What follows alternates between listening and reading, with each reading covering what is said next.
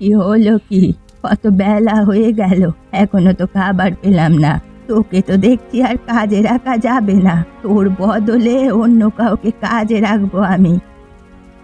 না না গিন্নিমা, কি বলছেন আপনি? আমাকে কাজ থেকে বাদ দিয়ে দিলে আমি কোথায় যাব? এই কাজ করেই তো আমার সংসার চলে। বলি তোকে বসিয়ে বসিয়ে খাওয়াবো নাকি আমি? মাস মাইনে তো মাসের শেষে হাত পেতে ভালোভাবেই নিতে পারিস, কাজের সময় শুধু ফাঁকি দেওয়া, তাই না? না গিন্নিমা, আপনি যান, আমি এক্ষুনি খাবার নিয়ে আসছি। ঠিক আছে, তাড়াতাড়ি খাবার নিয়ে আয়। আর শোন, রাতে আমার বাড়িতে অতিথি আসবে, তাদের জন্য সিঙ্গারা বানাতে হবে। ভালোভাবে সিঙ্গারা বানাবি কিন্তু, হ্যাঁ? ঠিক আছে গিন্নিমা, আমি একদম ভালোভাবেই সিঙ্গারা বানাবো। আমার হাতে সিঙ্গারা বেশ ভালো হয়, বেশ নামডাক রয়েছে। চুপ কর, যখনই কথা বলার সুযোগ পাস তখনই বক বকানি শুরু করে দিস। নিজের প্রশংসা নিজের কাছেই রাখ। আজকে যদি সিঙ্গারা খারাপ হয় তবে আমি তোকে একদম বাড়ি থেকে বের করে দেব। ঠিক আছে গিন্নিমা, আপনি এবার যান। আরাধ্যা, তুই তো দেখছিস সারাদিন সারা রাত কাজ করেই মরে যাস। শুনলাম তোর মা নাকি অসুস্থ, তোর মাকে দেখতে যাবি না? মায়ের জন্য টাকা পাঠিয়ে দিয়েছি, মাকে দেখতে যাওয়ার ফুরসত কি আর আমার আছে?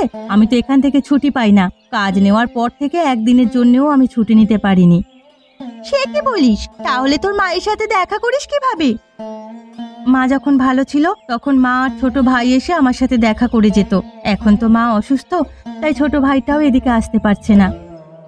হায় রে, তুই এমন বোকা! পুরো মাস কি কেউ এভাবে কাজ করে? একদিন অন্তত ছুটি নিতেই হয়। তুই একটা কাজ কর, একদিন ছুটি নিয়ে তোর মাকে দেখে আয়। না গো, তাহলে গিন্নিমা আমার উপরে চড়াও হবে, আমার কাজও চলে যেতে পারে। তাছাড়া আমি চলে গেলে সারা বাড়ির কাজ কে করবে? গিন্নিমাকেই তো করতে হবে, সেটা গিন্নিমা কখনোই চাইবে না। আরে বোকা মেয়ে, তোর মতো বোকা মেয়ে না আমি একটাও দেখিনি। এখন বোকা থাকলে চলে? নিজেকে একটু চালাক না হলে পৃথিবীতে আর টিকে থাকা সম্ভব হবে না, বুঝলি? থাক, ওসব দিয়ে আমার কাজ নেই। আমি আমার মাসের টাকাটা বাড়িতে পাঠিয়ে দিয়েছি, নিশ্চয়ই মা আর ভাই ভালো আছে। যদি তোর মা ভালোই থাকতো তাহলে কি তোর কাছে অসুস্থতার খবর আসতো? তোর মা খারাপ বলে তোর কাছে অসুস্থতার খবরটা এসেছে। এবার বুঝতে পারছিস তো তোর মায়ের অবস্থা কতটা খারাপ? আমি সবই বুঝি, কিন্তু আমার হাতে কোনো উপায় নেই। এই বাড়ির কাজ ছেড়ে আমি একদিনের জন্যও যেতে পারবো না। একদিন ছুটি নিতে গিয়ে সারা জীবনের জন্য কাজটা হারাতে পারবো না গো, তাহলে আমার মা আর ভাই না খেয়ে মরবে। ঠিক আছে, তোর যা ভালো মনে হয় তুই তাই কর।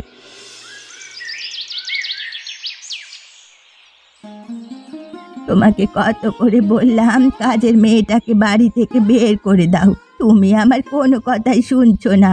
বলি এ বাড়িতে কি আমার কথার কোনো দাম নেই নাকি? তুমি সব কথা তোমারই শুনতে হবে? আরে বাবা, এ বাড়িতে তোমার কোন কথাটা শোনা হয় না? শুধুমাত্র এই একটা ব্যাপারই আমি নারাজ, মেয়েটা অসহায়। মেয়েটা কোথায় যাবে বলো তো? মেয়েটার পুরো সংসার আমাদের উপরে নির্ভরশীল। তাহলে আমি কি এখানে দান সভা নিয়ে বসেছি যে যত লোক অসহায় আসবে তাদের সেবা আমি করে বেড়াবো? এভাবে বলছো কেন? মেয়েটাকে তো আর আমি এমনি এমনি রেখে দিইনি। সকাল থেকে রাত পর্যন্ত বাড়ির সমস্ত কাজ করে বেড়ায়। আমাদের বাড়িতে কম কাজ নাকি? সবকিছুই তো মুখ বুজে করে ফেলে। শোনো, পয়সা দিলে এমন কাজের লোকের অভাব হয় না। এই মেয়েটার কাজ বাজ আমার একদম পছন্দ হয় না, সব সময় মুখে মুখে তর্ক করে। তুমি বলো, আমি হলাম মালকিন, আমার মুখে মুখে তর্ক করলে আমার কেমন লাগে? যাই হোক, একটু মানিয়ে নাও। আমি না হয় ওকে বলবো মুখে মুখে তর্ক যেন না করে, তাহলেই তো হয়, তাই না? তোমার যা খুশি তুমি তাই করো, আমি আর এসবের মধ্যে নেই। আমি যেটা বলি সেটা তো তোমার মাথাতেই ঢোকে না, তুমি উল্টে আরেকটা কথা বলে আমাকে বসিয়ে রাখো। কি মুশকিল আমি বুঝি না। আরে ওটুকু একটা মেয়ের সাথে তোমার এত শত্রুতা কিসের? তুমি হলে এ বাড়ির মালকিন, ওর সাথে এমন হিংসা করে তোমার কোনো লাভ আছে? তোমার যা খুশি করো, বললাম তো আমি আর এসবের মধ্যে নেই। তোমাকে আমি আর কোনো কিছুই বলবো না। আমি ওই মেয়ের বিষয়ে আর কোনো কিছুই বলবো না। তবে শুনে রাখো, ও মেয়েকে আমি যেভাবেই হোক এ বাড়ি থেকে বের করেই ছাড়বো।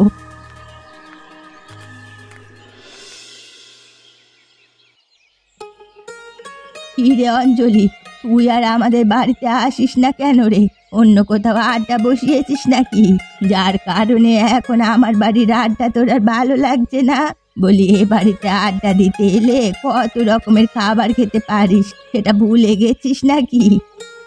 কি যে বলে না গিন্নিমা, আমি কি তোমাকে ছেড়ে অন্য জায়গায় আড্ডা দিতে পারি বলো? একমাত্র তোমার সাথে আড্ডা দিয়ে আমি মজা পাই, তুমিও যেমন আমিও ঠিক তেমন। তাহলে তুই আমার বাড়িতে এখন আর আসিস না কেন? কাজের জ্বালায় আসতে পারি না গো, যদি আমার কাজগুলো কেউ করে দিত তাহলে বেশ ভালো হতো। ভাবছি একটা কাজের লোক রাখবো। কাজের লোক রাখবি তুই? দেখছিস তো আমার কাজের লোকের অবস্থা, সারা দিন রাত আমাকে চালিয়ে মারে, নিজে তো যেচে কোনো কাজ করেই না, সমস্ত কাজে ফাঁকি দেয়, তারপর সমস্ত কাজ আমাকেই করতে হয়। তাই নাকি? এইসব তো জানতাম না। এমন হলে বের করে দিচ্ছ না কেন? কিভাবে দেব বল? তোর যে কর্তা বাবু রয়েছে, তিনি আবার এই মেয়ে বলতে অন্ধ। মেয়েটা নাকি অসহায়, তাই তাকে কাজে রাখতেই হবে, এই কারণে আমি বেরও করতে পারছি না। তাহলে এমন কিছু করো যেন কর্তা মশাই নিজেই এই মেয়েকে বাড়ি থেকে বের করে দেয়।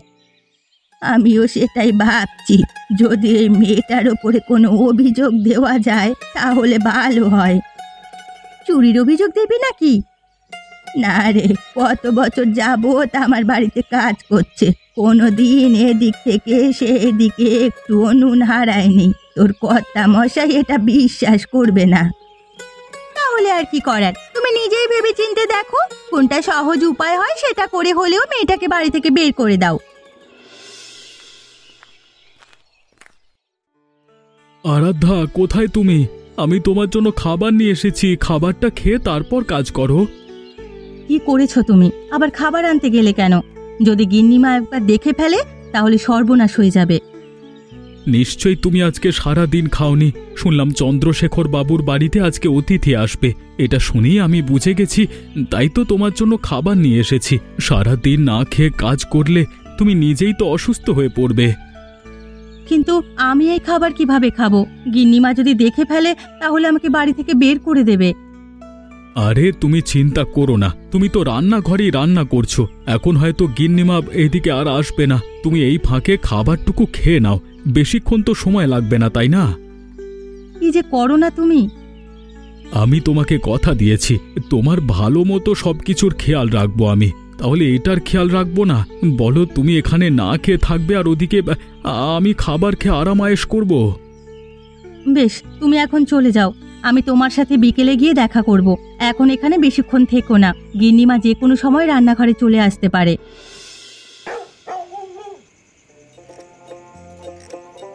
কি রে, নিয়ে এসেছিস সিঙ্গারা? এখানে রাখ।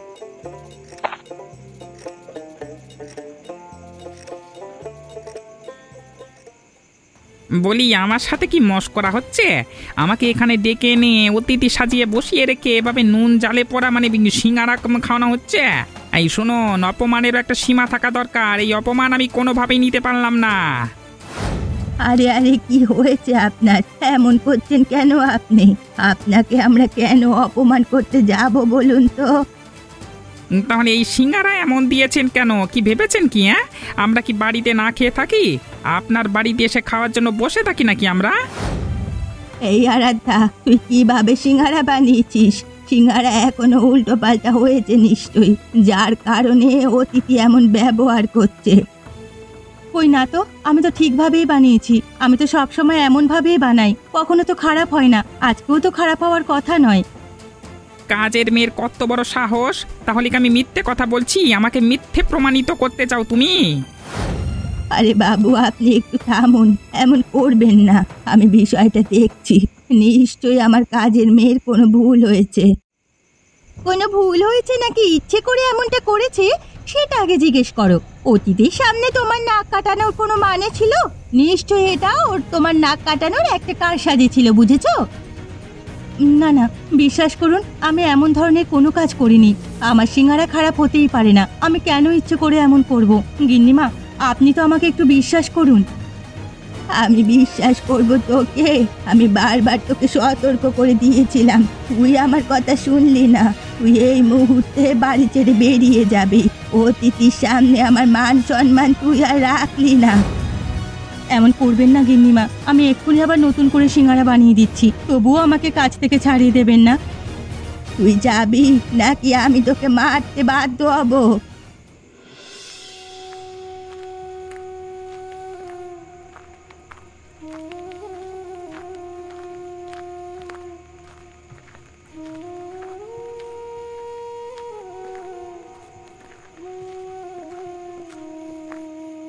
দিদি, তুমি আমার দিদি না? অরুণ ভাই, তুই কোথা থেকে এলি এত রাতে? তুই এখানে কি করছিস? দিদি রে, আমাদের মা আর নেই রে। দুদিন আগেই মা মারা গেছে, আমি সেই খবর দিদি তোর কাছে এসেছি রে। কি বলছিস তুই? দুদিন আগে মা মারা গেছে? তুই আমাকে একটাবার খবরটা দিতে পারিসনি? আমি শেষবারের মতো মাকে একবার দেখতেও পারিনি। মা বারণ করে দিয়েছিল যেন তোকে খবর আমি না দিই, তাহলে তো তুই কাজ ফেলে রেখেই চলে যেতিস, তোর কাজটা চলে যেত। যে কাজ দিয়ে আমি আমার মাকে বাঁচাতে পারলাম না, সে কাজ রেখে আমি আর কি করব বল? আমি তো মায়ের কারণেই কাজ করছিলাম। মা শেষ মুহূর্তে আমাকে নিয়ে বড্ড চিন্তা করেছেন। মা মারা গেলে আমার কি হবে, তোর কাজ চলে গেলে আমি কোথায় থাকবো, সেসব নিয়ে মা চিন্তা করেছেন বেশি রে। হায় রে, আমার মাও আমাকে ছেড়ে চলে গেল। এখন আমি কোথায় যাব, কি করব, কার কাছে যাব? দিদি রে, আমি তোর কাছে এসেছি, তুই কি আমাকে তোর কাছে রাখবি না? আমি তোকে আমার কাছে কিভাবে রাখবো রে? আমাকেই তো কাজ থেকে একটু আগে বের করে দিয়েছে। এখন আমি দিশেহারা হয়ে সারা গ্রামে ঘুরে বেড়াচ্ছি, কোথাও আশ্রয় পাচ্ছি না। তাহলে এখন কি হবে দিদি? আমরা কোথায় যাব, কিভাবে দিন কাটাবো? তুই কোনো চিন্তা করিস না, আমি তো আছি। আমি থাকতে তোর কোনো ক্ষতি হতে দেব না। যতদিন আমি আছি ততদিন তোর কোনো কষ্ট হবে না রে ভাই। তুমি কি পাগল হয়ে গেছো আরাধ্যা? তুমি আমার কাছে না এসে সারা গ্রাম ঘুরে বেরিয়েছো এই রাতে। কি করব বলো? আমি তো জানি কত কষ্ট করে তুমি তোমার সংসার চালাও। এর মধ্যে আমি যদি তোমাকে এসে আবার নতুন একটা যন্ত্রণাতে ফেলি, তোমার মাথার বোঝা হয়ে যায়। না না, আমি তোমার মাথায় বোঝা হয়ে থাকতে চাই না। আমার সংসার বলতে তো কেউ নেই, সেটা তো তুমি ভালোভাবেই জানো। আমার যা কিছু সব তোমাদের নিয়েই আছে। আমি এই কাজবাজ করছি কার জন্য? হ্যাঁ, তোমার জন্য। আর তুমি বলছো তুমি আমার মাথার বোঝা। যদি আমাদের বিয়ে হতো তাহলে হয়তো আমি তোমার মাথার উপর বোঝা হতাম না, কিন্তু এখন তো আমি বোঝার মতোই। বলো, তোমার কাছে না মনে হলেও আমার কাছে তাই মনে হয়। এভাবে বলো না গো, আমি যতদিন আছি তোমার কোনো কষ্ট আমি হতে দেব না। প্রয়োজনে তোমাকে বিয়ে করে কালকেই আমি ঘরে তুলব। আগে নিজের একটা শক্তপোক্ত জায়গা তৈরি করিনি, তারপর না হয় এসব হবে। তুমি যেমনটা বলবে ঠিক তেমনটাই হবে, কোনো চিন্তা করো না। আজকে থেকে তুমি আমার চায়ের দোকানে কাজ করবে। আমি একা চায়ের দোকানটা সামলাতে পারছি না আর। বেশ, তাই হবে। কিন্তু আমার ভাইয়ের কি হবে? আমার ভাই যে কোনো কাজবাজি করতে পারে না। আমাদের পরিবারের যদি আরও একজন সদস্য থাকতো, আমরা কি কষ্ট করে হলেও তাকে বড় করতাম না, তার দায়িত্ব নিতাম না? তুমি মনে করবে অরুণ আমাদের পরিবারেরই অন্য একজন সদস্য, যার দায়িত্ব আমাদেরকে নিতে হবে। তুমি অনেক ভালো। আমি তোমাকে আমার জীবনসঙ্গী হিসেবে পেয়ে নিজেকে খুব ভাগ্যবতী মনে করছি। তোমার মতো জীবনসঙ্গী যেন প্রত্যেকটা মেয়ের কপালে জোটে। কি রে আরাধ্যা, তোকে আমি কত করে খুঁজলাম, কোথাও তো খুঁজেই পেলাম না। তুই যে সেই রাতে বাড়ি থেকে বের হয়ে এলি, তারপর কোথায় ছিলিস? কৈলাস আমাকে আশ্রয় দিয়েছিল, সে কারণেই তো আমি এখনো বেঁচে আছি বাবু। না হলে আমার যে কি হতো, সে রাতে আমি যে কোথায় যেতাম বলুন। আমাকে ক্ষমা করে দে রে, আমি তোর দায়িত্ব নেওয়ার কথা বলেও তোর দায়িত্ব ঠিকমতো ভাবে নিতে পারলাম না। আমার অবস্থা তো বুঝতেই পারছিস। সেটা না হয় বুঝলাম বাবু, তবে একটা কথা কি আপনি জানেন? আরাধ্যাকে বাড়ি থেকে বের করে দেওয়া হয়েছে মিথ্যে অভিযোগে, আর আরাধ্যা কিছুই করেনি। তাহলে তুমি বলতে চাইছো আমার গিন্নি আমার কাছে মিথ্যে কথা বলেছে? তেমনটা বলবার সাহস আমার নেই বাবু, তবে আমরা আপনাকে প্রমাণ জোগাড় করে দিতে পারি। যদি প্রমাণ দেখেন আপনি, তাহলে সবকিছু নিজেরাই বুঝতে পারবেন। তোমাদের কথা শুনে তো সেটাই মনে হচ্ছে, তবে আমি তো নিজের কানকে বিশ্বাসই করতে পারছি না। আমার গিন্নি এমন কাজ করলো। অবশেষে ওর মন মানসিকতা ছোট, কিন্তু এতটা ছোট সেটা আমি জানতাম না। আপনি তো জানতেন না বাবু, প্রতিদিন গিন্নিমা আমার উপরে অত্যাচার করত। আমি শুধুমাত্র আমার মা আর ভাইয়ের কথা ভেবে কাউকে কিছুই বলতাম না। যদি বলতাম হয়তো আমার কাজটা চলে যাবে, শুধুমাত্র এই কারণেই। তুই চিন্তা করিস না, যদি এগুলো সত্যি হয় তাহলে তোর গিন্নি মায়ের শাস্তি অবশ্যই হবে। তোরা শুধুমাত্র আমাকে কিছু প্রমাণ জোগাড় করে দে, যার ভিত্তিতে আমি তোর গিন্নি মায়ের সামনে দাঁড়িয়ে কথা বলতে পারি। অবশ্যই বাবু, আমার সর্বোচ্চ চেষ্টা করব এবং কাল পরশুর মধ্যে আপনার কাছে প্রমাণ নিয়ে হাজির হব। তাহলে আমিও তোকে কথা দিলাম, যদি উপযুক্ত প্রমাণ পাই তাহলে আমি এর বিচার অবশ্যই করব। বলি গিন্নিমা, ওই মেয়েটার এখন কি খবর বলো তো? কোথায় আছে, কোনো খবর আছে? কোথায় আর থাকবে, শুনেছি সংসারের অবস্থাও তেমন ভালো নয়। নিশ্চয়ই এখন পথে পথে ভিক্ষা করছে। যদি পথে পথে ভিক্ষা না করে তাহলে সংসারে টাকা দেবে কিভাবে? ও তো ভালোই কাজ বাজ জানে, তাহলে অন্য জায়গায় কাজও তো করে নিতে পারে, তাই না? আরে বাবা, গ্রামের সবাই জেনে গেছে যে ওকে আমি তাড়িয়ে দিয়েছি। আমাদের বাড়ির কাজ থেকে অমন মেয়েকে কি কেউ আর কাজে নেবে বলো? এটা একটা ভালো কথাই বলেছ, তুমি দারুণ একটা চাল চেলেছো। আমি তো বুঝতেই পারিনি তুমি এত ভালো একটা চাল চালতে পারবে। তুই কি আমাকে কাঁচা খেলোয়াড় ভেবেছিস? এই খেলা খেলতে খেলতে আমার চুল পেকে গেল, তবুও কি এই খেলা খেলতে পারবো না? তবে তুমি কিন্তু একটা ভালো কাজ করেছো, ওর খোঁজ নিতে হবে। দেখি, যদি পথে ভিক্ষা করছে দেখি তাহলে দারুণ মজা পাবো। যদি এমন কিছু খোঁজ পাস তবে আমাকেও জানাস, আমিও একটু মজা নেই। আমার সাথে তর্ক বিতর্ক করেছে, এবারও মজা বুঝবে। মেয়েটা একদম তোমাদের সংসারের ঝুঁকি বসেছিল, আর কয়েকটা দিন গেলে না জানি কি হয়ে যেত, পরবর্তীতে তুমি তোমার সংসারটা হারাতে। তা নয় তো কি, এই রান্না বান্না সমস্ত কাজকর্ম তো নিজেই হাতিয়ে নিয়েছে, আমাকে তো কোনো কিছুই করতে দিত না। এমন কাজের লোকের দরকার নেই বাপু, তার থেকে বরং নিজের কাজটা নিজেরাই করে নেওয়া ভালো। ভাবছি এবার বোকা শোকা একটা ছেলেকে কাজে রাখবো, যেন আমি যা বলবো তাই করবে, আমার কথার ওপরে কথা বলবে না। যদি রাখতে পারো তাহলে আমাকেও জানিও, আমিও আমার বাড়ির কিছু টুকটাক কাজকর্ম করিয়ে রাখবো। ঠিক আছে। দেখেছো দিদি, তোমার বানানো সিঙ্গারা খেয়ে গ্রামের লোকজন কত প্রশংসা করছে। তুমি মানুষের বাড়িতে কাজ না করে প্রথম থেকেই যদি এমন ব্যবসা করতে তাহলে আজকে আমাদের অবস্থা আরো ভালো থাকতো।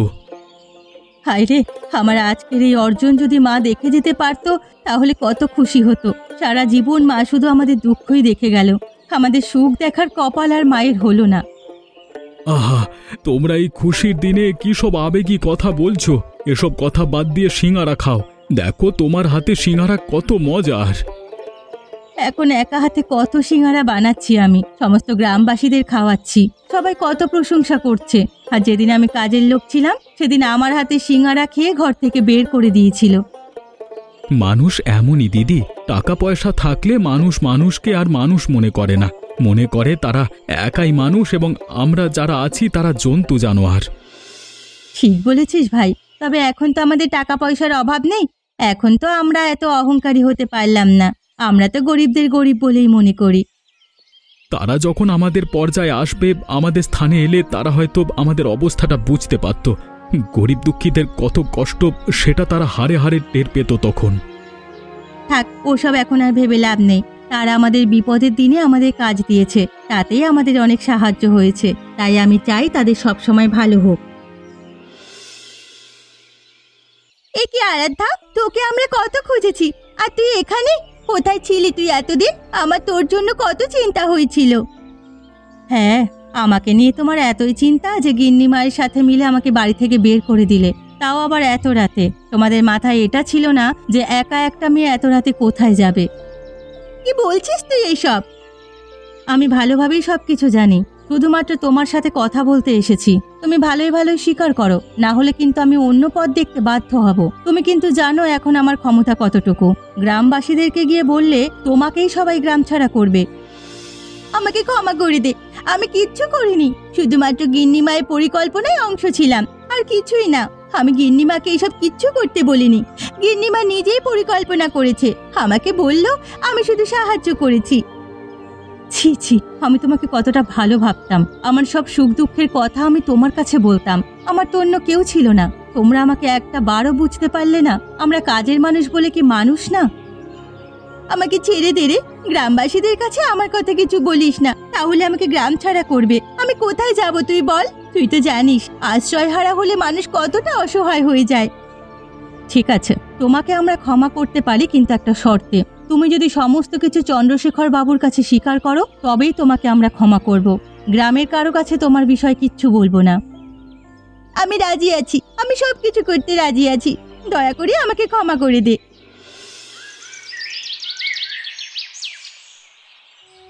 দেখো লক্ষ্মী, আমরা নিঃসন্তান। আমার একটা সন্তানের শখ সারা জীবন ছিল। শুধুমাত্র তোমাকে ভালোবেসে আমি তোমাকে সে কথা কোনোদিন বলতে পারিনি অথবা অভিযোগও করিনি। কেন জানো? আমি তোমাকে ভালোবাসতাম সেই কারণে। হঠাৎ করে তুমি এইসব কথা বলছো কেন? বলছি তার কারণ আছে। আমি চাইলেই অন্য বিয়ে করে সেই ঘরের সংসার করতে পারতাম, সংসারে ভরা বাচ্চা থাকতো, কিন্তু আমি তা করিনি, কারণ আমার বিবেকবোধ রয়েছে, কিন্তু তোমার বিবেকবোধ নেই। আগে বলবে তো কেন এমন ধরনের কথা তুমি বলছো? তুমি আগের কথা কেন ওঠাচ্ছ? আরাধ্যা মেয়েটা খুব ভালো, ওকে দেখেই আমার নিজের মেয়ের মতো মনে হলো, তাই তো ওকে আমি এ বাড়িতে নিয়ে এলাম। ওর দায়িত্ব নেব বলে তুমি বানিয়ে দিলে কাজের লোক। হ্যাঁ, আমি তাও মেনে নিয়েছি, ভেবেছি আমার চোখের সামনে তো থাকবে, কিন্তু তুমি কোনো দিন ওকে কাজের লোক ছাড়া অন্য কোনো নজরে দেখতে পারোনি। ও তো একটা কাজের লোক, ওকে আর অন্য নজরে কিভাবে দেখবো? তুমি নিঃসন্তান, তোমার কি একবারের জন্য মনে হয়নি আরাধ্যা তোমার মেয়ে হওয়ার যোগ্য? সারাটা দিন তোমার এত খেয়াল রাখতো, তবুও তুমি তাকে কাজের লোক বলবে? কোনো কাজের লোক তোমার সংসারে এত করতো কি? কিন্তু ও নিজেই ভুল করেছিল বলে আমি ওকে বাড়ি থেকে বের করে দিয়েছিলাম। ভুলটা ও করেনি, ভুলটা করেছিলাম আমি তোমাকে বিশ্বাস করে। তুমি যা বলেছিলে তাই বিশ্বাস করে নিয়েছিলাম। এখন সমস্ত প্রমাণ আমার চোখের সামনে। তার মানে তুমি সমস্ত কিছু জেনে গিয়েছো? হ্যাঁ, আমি সব কিছুই জেনে গেছি, তবুও তোমাকে শাস্তি দিচ্ছি না, তার কারণ আমি তোমাকে ভালোবাসি। আমি এত গভীরভাবে চিন্তা করিনি গো, আমাকে তুমি ক্ষমা করে দাও, আর কখনো এমন হবে না। তাহলে যাও, ওদের কাছে গিয়ে ক্ষমা চাও, ওরা তোমার কথা কাউকে কিচ্ছু বলবে না। ঠিক আছে, আমাকে নিয়ে চলো। এ কি কর্তা, গিন্নিমা, আপনারা আপনারা আমার দোকানে এসেছেন? কি ব্যাপার, কোনো অঘটন ঘটেছে নাকি গিন্নিমা? আপনার শরীর খারাপ করছে নাকি আবার? না রে, আমি সে কারণে আসিনি, আমি এসেছি তোর কাছে ক্ষমা চাইতে। আমি তোকে এত অত্যাচার করেছি, তবুও সেই তুই আমাদের ভালো মন্দের খোঁজ খবর রাখছিস। গিন্নিমা, কত বছর হয়ে গেছে আপনার বাড়িতে আমি কাজ করছি।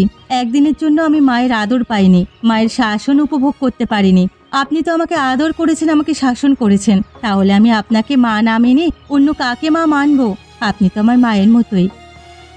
আমাকে ক্ষমা করে দে মা, আমি না বুঝেই তোকে অত্যাচার করেছি। তোকে আমি আমার মেয়ের মতো করে কখনোই দেখিনি, এই কারণেই এত সমস্যা হয়েছে।